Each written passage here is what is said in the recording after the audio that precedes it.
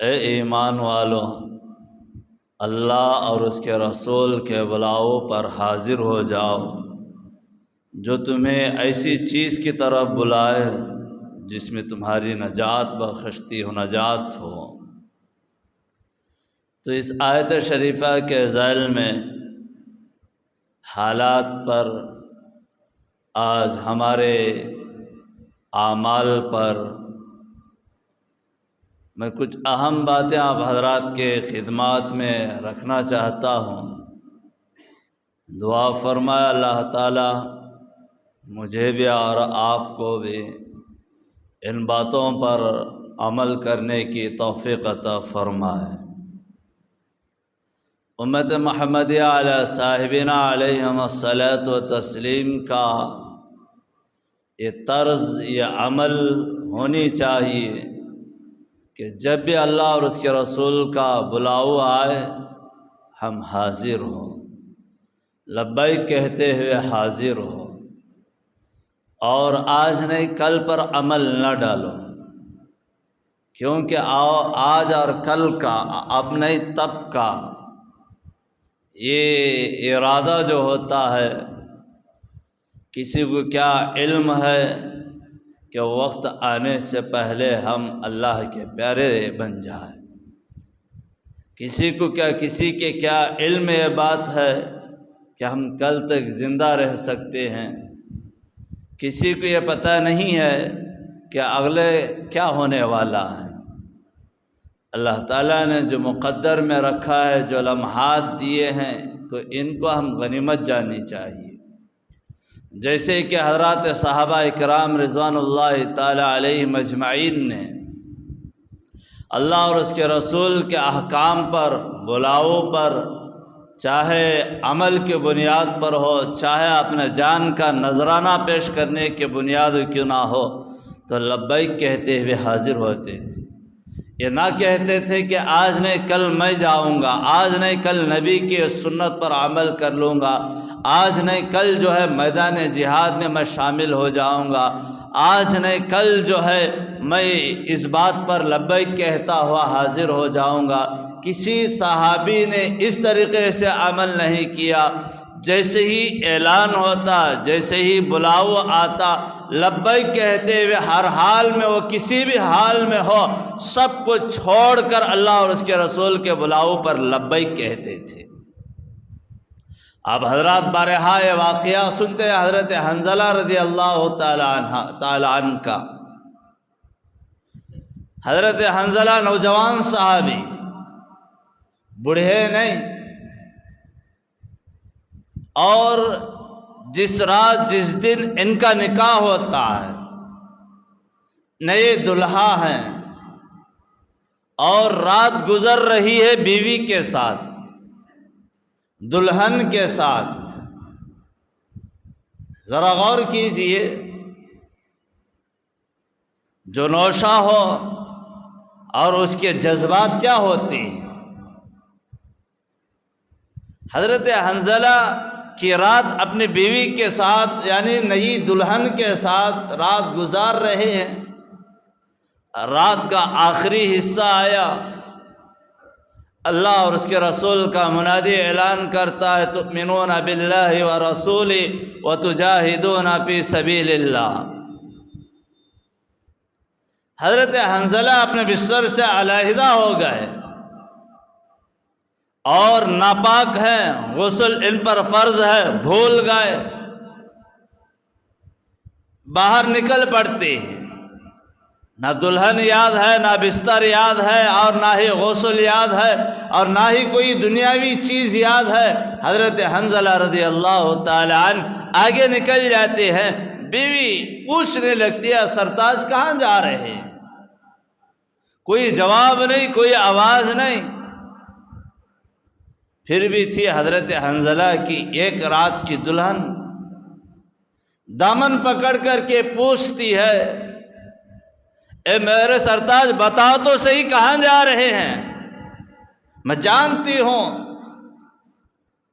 اور جس اعلان کو سن کر تم آگے جا رہے ہو، اے حنظلہ لوٹ کر نہ آنا، واپس نہ آنا، سوچئے کہ اس صحابیہ کے اندر، اس صحابی کے اندر کتنا اللہ اور اس کے رسول کی محبت تھی۔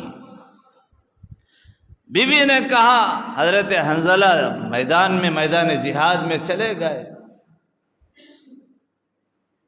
زوردار جنگ چلتی ہے، اور آخر میں اللہ کے نبی نے شہداء کے لاشوں کو جمانے کو فرمایا۔ صحابہ نے دیکھا تھا حضرت حنظلہ کسی کو مارتے ہوئے، اور کسی نے حضرت حنظلہ کو مارتے ہوئے، اور صحابہ نے دیکھا تھا حضرت حنظلہ گھوڑے سے نیچے گر رہے ہیں، کسی نے دیکھا تھا حضرت حنظلہ زخموں سے چکنا چور ہو کر کے دم توڑ رہے ہیں اور آخری لمحات ہیں۔ جب لاشوں کو جمایا جا رہا تھا، حضرت حنظلہ کی لاش زمین سے غائب ہے۔ صحابہ نے عرض کیا، یا رسول اللہ، ہم نے جو ہے میدان جنگ میں اور دیکھا ہے کہ حضرت حنظلہ کی لاش زخموں سے چکنا چور پڑی تھی اور موجود تھی، لیکن اب غائب ہو گئی۔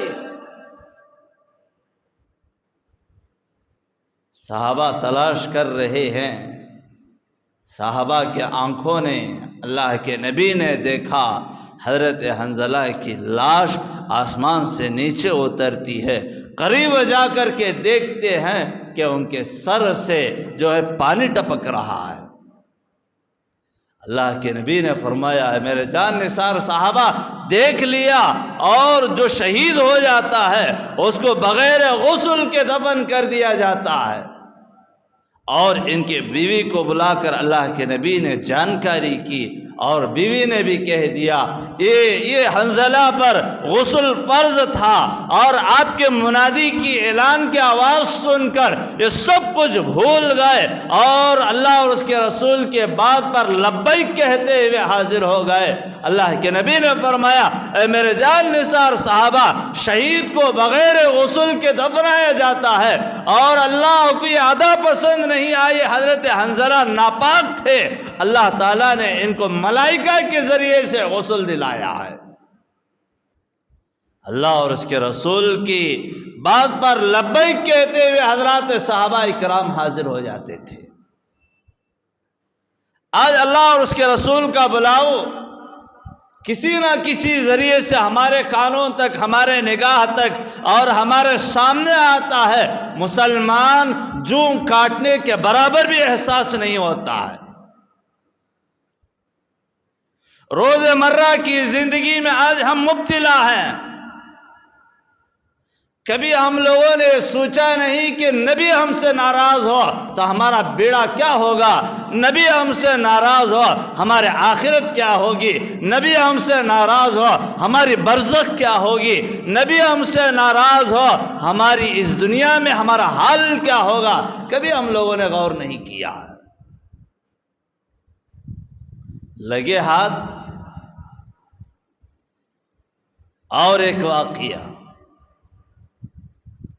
سناتا چلوں۔ میدان جہاد کا اعلان ہوتا ہے، مدینہ المنورہ میں نبی کے ساتھ ہر صحابی شریک ہیں۔ 3 صحابہ، کسی نے سوچا میری سواری، میری اونٹنی بڑی تیزدار ہے، نبی پہنچنے تک، صحابہ پہنچنے تک میں بھی پہنچ جاؤں گا۔ تینوں نے اس طریقے سے بہانہ بنائے، ماحول ایسا ہوا تینوں رک گئے۔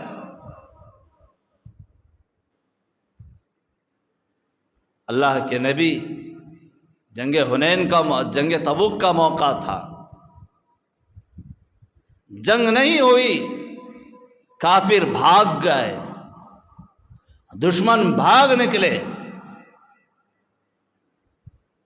اللہ کے نبی علیہ الصلوۃ والتسلیم واپس لوٹ کر آئے، تینوں کو بلوایا، ماحول بھی مدینہ المنورہ کا اس وقت کھجور پکنے کا تھا، سال میں ایک مرتبہ جو سیزن کا موقع تھا، اس نیت سے صحابہ وہ تینوں ٹہر گئے، تاخیر کر لیے، ماحول ایسا ہو گیا جا نہ سکے، جانے کا ارادہ بھی تھا۔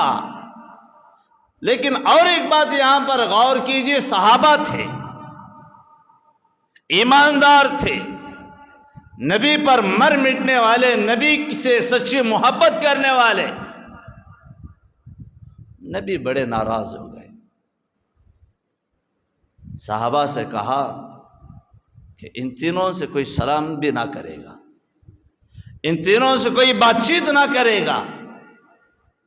سوچئے، صحابہ تو وہ ہر غم سہ لیتے تھے نبی کی دیدار کرنے کے لیے، جب نبی کا دیدار کر لیتے ان کا غم اتر جاتا، نبی کے چہرے کا دیدار کر لیتے ان کی بھوک مٹ جاتی۔ ایسے صحابہ، یہ تینوں صحابہ اتنا رو رہے ہیں، کوئی بات چیت نہیں کر رہا ہے۔ ایک صحابی اپنے بھائی کے پاس جاتے ہیں، السلام علیکم السلام علیکم، کوئی جواب نہیں، کوئی بات چیت نہیں۔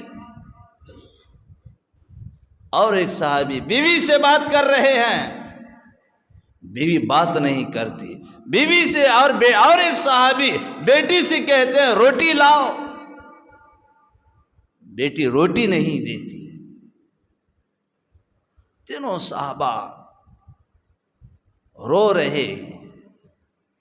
جب دشمنان اسلام کے علم ہوا، نبی نے 3 صحابہ کو بات چیت کرنے سے روک دیا ہے، ایک خط دے کر کے بھیجتے ہیں، آپ آ جائیے ہمارے پاس، آپ واپس لوٹ کر اپنے باپ دادا کے دین کو قبول کر لیجئے، آپ عیسائی بن جائے، آپ جو ہے ایک اللہ وحدہ لا شریک کو چھوڑ کر ہمارے مذہب میں آ جائے، تم کو بادشاہ بنا لیا جائے گا، تم کو عربستان کے حسین و خوبصورت لڑکیاں دی جائے گی اور مال و متاع دیا جائے گا۔ صحابی نے خط پڑھتے ہیں، فوراً پھاڑ کر پھینکتے ہیں، اللہ کے سامنے اپنے پیشانی کو جھکاتے ہیں، اللہ ہمارے ایمان میں غیر بھی اب گھسنے لگا، دشمن بھی گھسنے لگا، ہمارے ایمان کی حفاظت فرما۔ روایات میں آتا ہے صحابہ مسجد نبوی کے ستونوں کو راستے سے باندھ کر رکھا، نبی دیکھیں گے معاف کر دیں گے، نبی دیکھتے ہی نہیں ہیں۔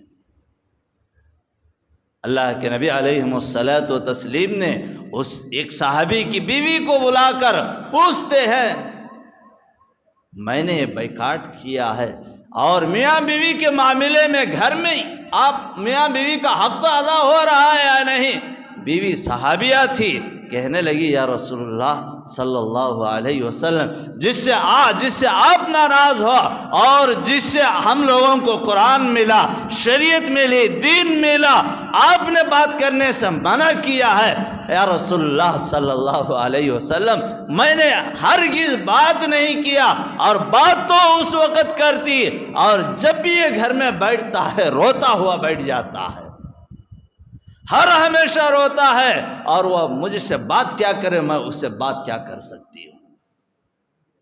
اتنا رویا، اتنا رویا، اتنا اللہ سے معافی مانگی، کوئی قصور نہیں تھا، کوئی گناہ نہیں تھا، جانے کا تو ارادہ تھا، لیکن حال نے روک لیا، اور ماحول بھی ایسا تھا، جنگ بھی نہیں چلی، حضرات صحابہ واپس لوٹ گئے، نبی ناراض ہو گئے، اتنا معافی مانگی اللہ سے، اتنا معافی مانگی، قرآن مجید کی آیت نازل ہو گئی، اور حضرات صحابہ نے یہ بات کو معلوم کر لیا، اور ان صحابہ کے پاس صحابہ دوڑتے ہوئے کہنے لگے، اے اللہ نے آپ کی معافی کو معاف کر دیا، آپ کے جو ہے آپ کی اس لغزش کو معاف کر دیا ہے، اور ہر تینوں صحابہ پریشان ہو گئے، اور نبی نے آپ کو بلایا ہے۔ صحابہ اللہ کے نبی کے دربار میں حاضر ہوئے اور عرض کرنے لگے، اس مال نے ہم لوگوں کو مشغولیت میں ڈال دیا ہے۔ یا رسول اللہ اس مال کو ہم بیت المال میں دے دیتے ہیں۔ اللہ کے نبی نے فرمایا ہے میرے پیارو، بیوی بچے بھی ہیں ان کے لیے بھی رکھو، اللہ راضی ہو گیا، میں محمد رسول اللہ بھی راضی ہیں آپ سے۔ سوچئے اللہ اور اس کے رسول کے بلاؤ پر چھوٹی سی غفلت میں ان صحابہ نے ٹھہر گئے، نبی ناراض ہو گئے۔ ہم کتنے غفلت میں پڑے ہوئے ہیں، ہم کتنا دنیا میں مشغول ہو گئے ہیں۔ روزانہ حیا علی الصلاح، حیا علی الفلاح کی آوازیں ہمارے کانوں میں آتی ہیں۔ جوں کاٹنے کے برابر احساس نہیں، ڈر نہیں، خوف نہیں۔ نبی کے سنتیں ہمارے سامنے ہیں، عمل نہیں کرتے ہیں۔ اللہ اور اس کے رسول کے احکام ہمارے سامنے ہیں، انکار کر دیتے ہیں۔ عمل کرنے کی وقت نہیں۔ سوچئے اللہ اور اس کے رسول ہم سے کتنا ناراض ہو گئے ہوں گے۔ اللہ کے نبی وہ نبی ہے جو اس امت سے بے انتہا محبت فرمائی، اس امت کی مغفرت کی دعائیں کی، اس امت کی کشادگی کے لیے دعائیں کی، اس امت کے رزق کے لیے اپنے پیٹ پر پتھر باندھا، بڑی محبت فرمائی اس امت سے نبی نے۔ اگر یہ امتی اس طریقے کے عمل کر کے قیامت کے دن جائے گا، نبی چہرہ پھیر لیں گے، ہمارا حال کیا ہوگا؟ دنیا میں اتنی مشغولیت، معمولی سے مسجد کو لیجیے، حدیث کہتی ہے جو بندہ مسجد میں کثرت سے رہتا ہے اس کو ایماندار ہونے کی گواہی دو۔ حدیث کہہ رہی ہے۔ آگے میں نے آج مطالعہ کیا، سیدنا حضرت ابوبکر صدیق رضی اللہ تعالی عنہ فرماتے ہیں جو مسجد میں جاتا ہے، جو مسجد میں رہتا ہے وہ ایماندار ہے۔ حضرت ابوبکر فرماتے ہیں جو مسجد میں جس کا دل نہیں لگتا وہ ایماندار نہیں ہے۔ ذرا غور کیجیے، آج ہم مسجد سے کتنا دور ہیں، ہم مسجد سے کتنے دوری پر ہیں۔ مسجدوں کو ویران کر کے رکھا، مساجد عالیشان ہیں لیکن آبادی مصلیان کے سجدوں کے اور عبادات کے ذریعہ مساجد آباد نہیں ہیں، ویران نظر آئیں گے۔ دنیا کے ہر ماحول میں بھی دیکھیے آپ، مساجد تو عالیشان، پہلے مساجد کچے تھے، عبادت گار پکے تھے۔ پہلے مساجد کے چھتوں جو ہے کھجور کے چھال، کھجور کے پتے ہوا کرتے تھے، اور جو ہے اس کی دیواریں کچے تھے اور دھوپ سے سایہ ہو جاتا تھا۔ آج دیکھیں بلڈنگیں ہیں، ہر چیز، ہر سہولت میسر ہے، لیکن نمازیوں کو دیکھیے، حضرات صحابہ اکرام کے ایمان پر قربان جائے، انہوں نے اس دنیا کو لات مارا، دنیا میں ان کو جنت کی گارنٹی کی سرٹیفکیٹ مل چکی ہے۔ ایک بار نہیں 10 بار نبی کے زبان مبارک سے الفاظ نکلے، جنت کے سرٹیفکیٹ کی گارنٹیاں مل رہے ہیں۔ غریب تھے، بدصورت تھے، پہننے کے لیے کپڑا نہیں تھا، لیکن اللہ اور اس کے رسول کے نگاہ میں اور اللہ کے نگاہ میں بڑے مقدر والے تھے۔ یہ کس لیے کہ انہوں نے اللہ اور اس کے رسول کے دین کے خاطر ہر ہمیشہ لبیک کہتے ہوئے حاضر ہو جایا کرتے تھے۔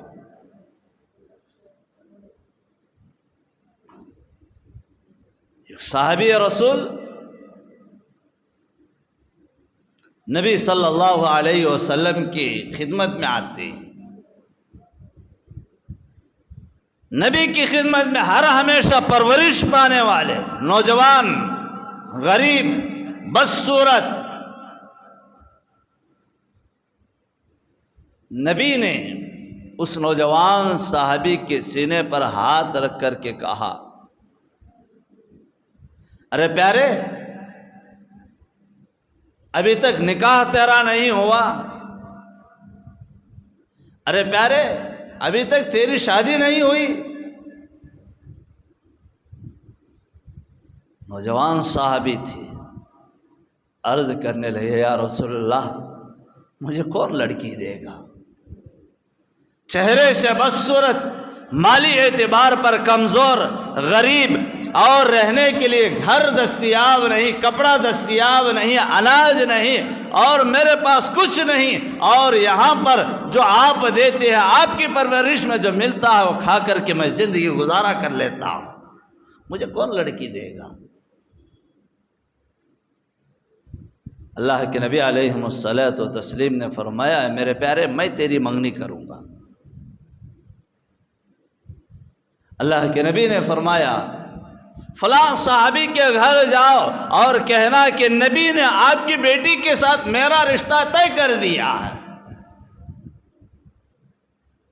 صحابی لڑکی کے ابا کے پاس آئے، اندر لڑکی آواز بھی سن رہی ہے، کہنے لگے نبی نے آپ کی بیٹی کے ساتھ میرا رشتہ طے کیا ہے۔ اب ہر لڑکی کا باپ یہی سوچے گا، جب میری بیٹی اپنے سسرال جائے، اپنے شوہر کے پاس جائے، سکون کی زندگی گزارے، 3 وقت کا کھانا میسر ہو۔ صحابی نے بھی یہی سوچنے لگے۔ دیر ہو گئی جواب میں، اندر سے آواز آئی، اے ابا جان تاخیر کس بات کی ہے؟ رشتہ کس نے بھیجا ہے اس کو دیکھیے، وہ دو جہاں کا بادشاہ سرکار دو عالم صلی اللہ علیہ وسلم ہے، اور نبی نے یہ رشتہ بھیجا ہے۔ اے ابا جان مجھے بھی یہ رشتہ پسند ہے۔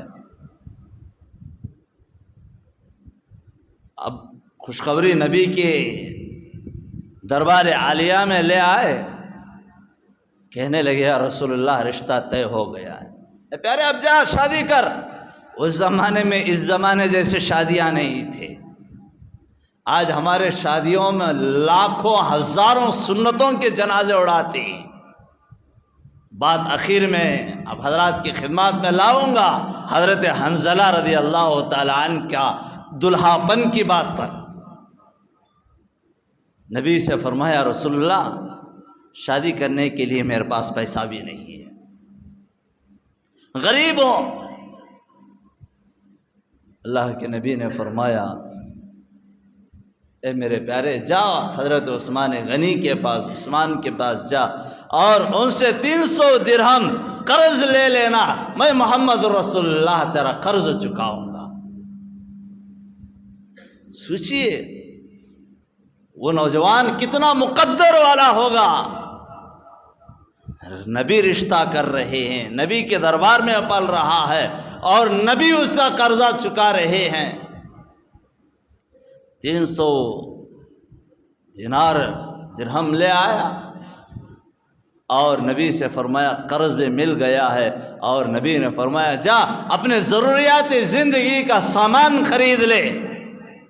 جھونپڑی کا انتظام ہو رہا ہے، اور جو ہے بازار میں گیا اور جو ہے غلہ خرید رہا ہے، لباس خرید رہا ہے، اور جو ہے ضروریات زندگی کے سامان خرید رہا ہے، یہ سب خرید کر واپس لوٹ رہا تھا۔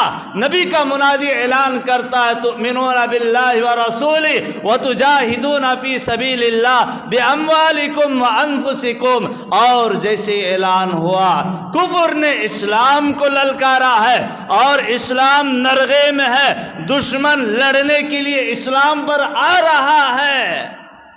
وہ نوجوان وہ صحابی جو سامان خریدا تھا واپس دکان جاتا ہے، اور اس کو لے لو اور اس کے بدلے میں تلوار دے دو، اس کو لے لو اس کے بدلے میں ضروریات جنگ کی سامان دے دو، اور جو ہے سواری خرید لیا، تلوار خرید لیا، اور ایک چادر خرید لیتے ہیں۔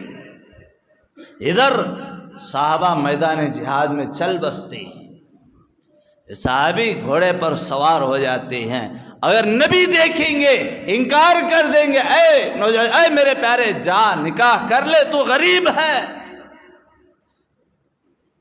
اس لیے نبی کی نظر میرے چہرے پر نہ پڑے، اور منہ پر کپڑا باندھ دیا، میدان جہاد میں نکل پڑے۔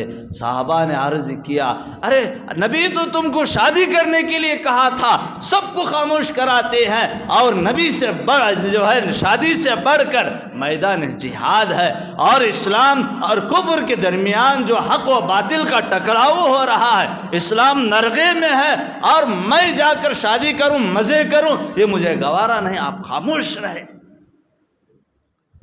صحابی میدان جہاد میں لڑتا رہا، آخر کار زخموں سے شہید ہو جاتا، چکنا چور ہو کر انتقال، دم توڑنے کے قریب ہو گیا۔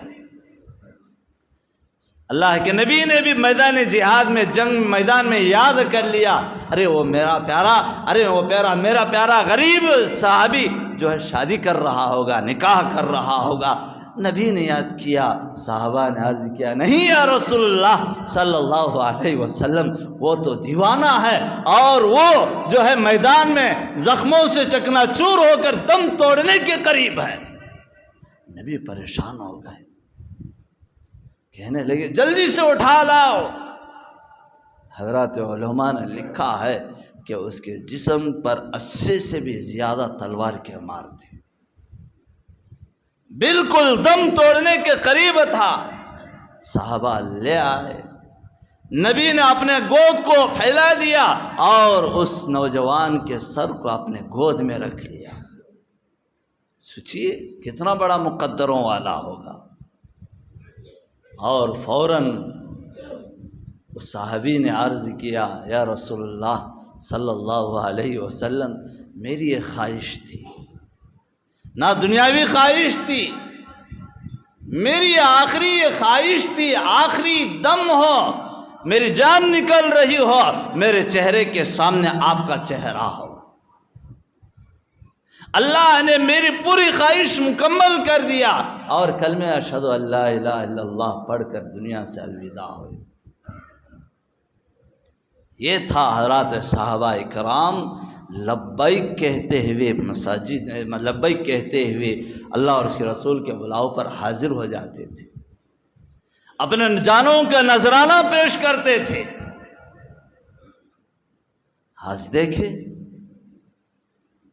ہم کتنا اللہ اور اس کے رسول کی بات پر ہم لبیک کہہ رہے ہیں، کہ آج ہم کتنا اللہ اور اس کے رسول کے احکام پر عمل کر رہے ہیں، ہم نبی کی کون سے سنتوں پر عمل کر رہے ہیں۔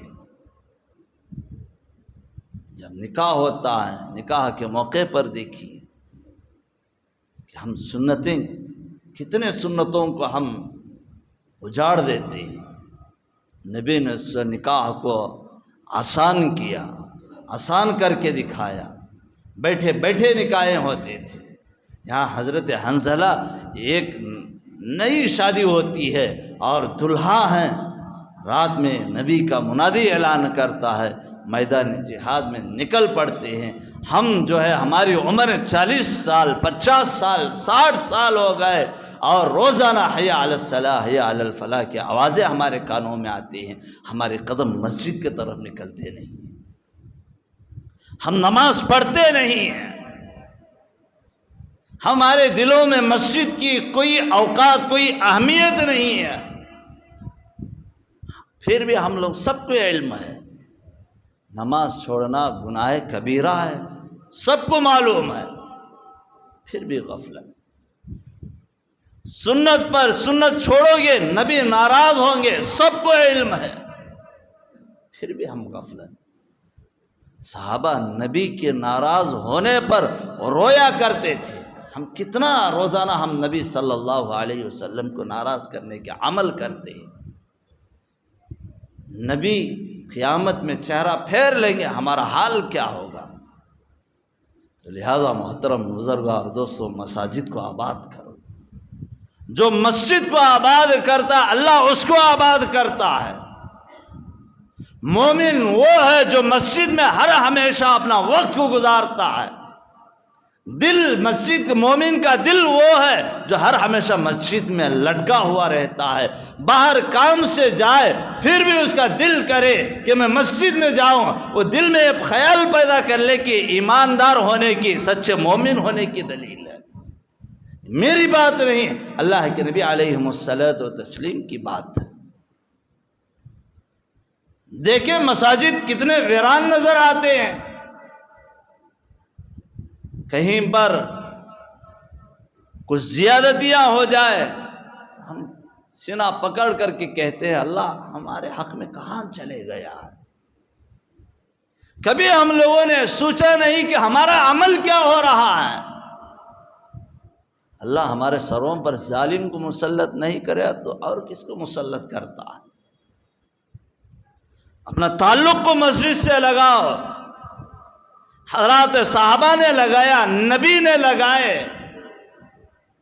یہ مساجد کو معمولی نہ سمجھو، یہاں آؤ، اللہ کو مناؤ، اپنے سجدوں کو یہاں پر کرو، اپنے پیشانی کو یہاں پر رگڑو، اللہ سے مانگو۔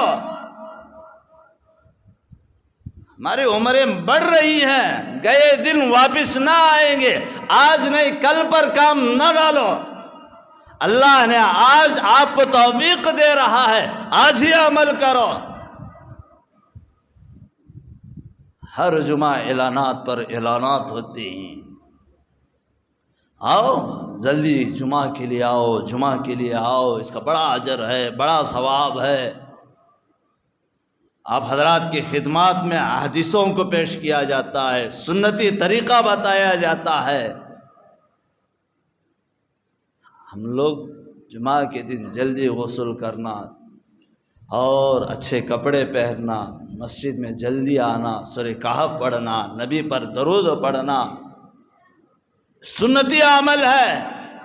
یہ کرو، کون کر رہا ہے؟ جمعہ کے سنتوں سے آج ہم کتنا محروم ہیں۔ جمعہ کے فضائل بتائے جا رہے ہیں، مساجد کے فضائل بتائے جا رہے ہیں، پھر ہماری غفلت چون کی چون ہے۔ کچھ بیان دیری ہوگا تو بھی ہم لوگوں کو غصہ آتا ہے۔ ہم دیکھیے مسجد کتنی خالی ہے، عربی خطبہ 1:50 پر ہوئے گا، مسجد اوپر نیچے فل نظر آئے گی۔ یہ مسلمانوں کی شان نہیں، اور مسلمان تو وہ ہے، ہماری کامیابی اس میں ہے کہ اللہ اور اس کے رسول کے بلاؤ پر تاخیر نہ کرو، لبیک کہہ دے، حاضر ہو۔ جو بندہ جمعہ کے دن جلدی آتا ہے، عبادت کر لیتا، وہ بھی اجر و ثواب بتاتا ہوں۔ جو جمعہ کے دن ہی نماز پڑھتا ہے، پچھلے جمعہ تک کے گناہوں کو اللہ تعالیٰ معاف کر دیتا ہے، اتنا بڑا اجر و ثواب۔ میں نے گزشتہ جمعہ یہ بھی کہا تھا کہ ایک گھڑی ایسی گھڑی اللہ نے رکھا ہے جمعہ کے موقع پر، اس گھڑی پر جو بھی دعا مانگی جاتی ہے اللہ تعالیٰ رد نہیں فرماتا، قبول فرما لیتا ہے۔ جمعہ سے پہلے کی تجارت میں اتنی برکت نہیں جتنی کہ جمعہ کے بعد کی تجارت میں برکت ہے۔ جمعہ کی اذان ہو جائے دوڑ پڑو اللہ کی عبادت کے لیے۔ ہم کتنے دوڑ رہے ہیں، آج ہم کتنے غفلت سے آ رہے ہیں۔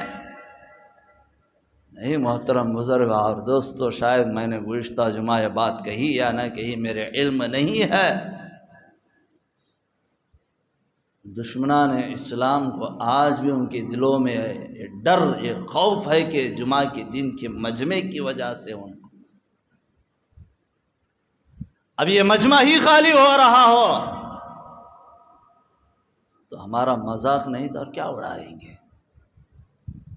ہمارے فجر کی نمازوں کا حال، جو جمعہ کا مجمع ہوتا ہو فجر میں ہو جائے، ان کے دلوں پر کیا اثر پہنچے گا آپ خود اندازہ لگائیں۔